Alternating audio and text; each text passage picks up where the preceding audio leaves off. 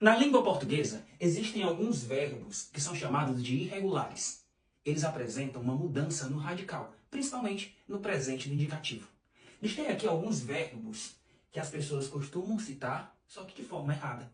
Por exemplo, o verbo valer. O verbo valer, no presente do indicativo, seria eu valho. Por exemplo, eu valho por muitos. Já o verbo aderir seria eu adiro.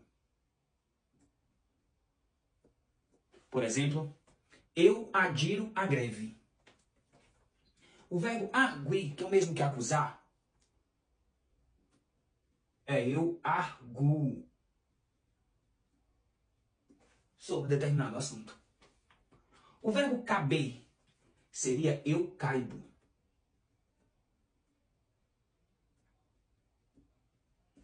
Por exemplo, eu caibo nesta calça. O verbo gerir, que é o mesmo que administrar,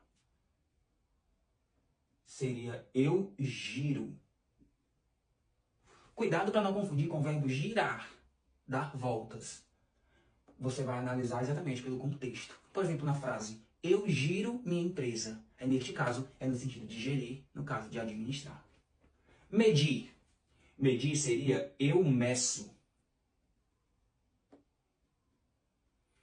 Eu meço a calça com uma régua. O verbo maquiar seria eu maquio.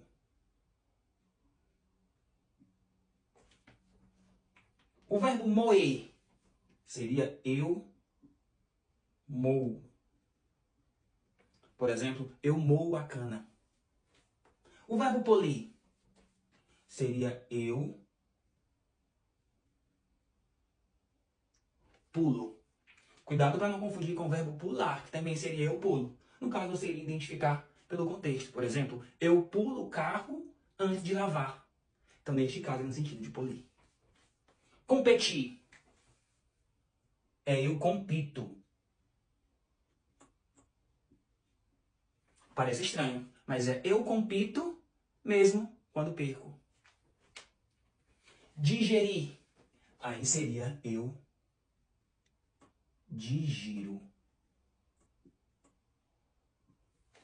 Interessante, né? Portanto, eu valho, eu adiro, eu arguo, eu caibo, eu giro, eu meço, eu maquio, eu moo, eu pulo, eu compito e eu digiro.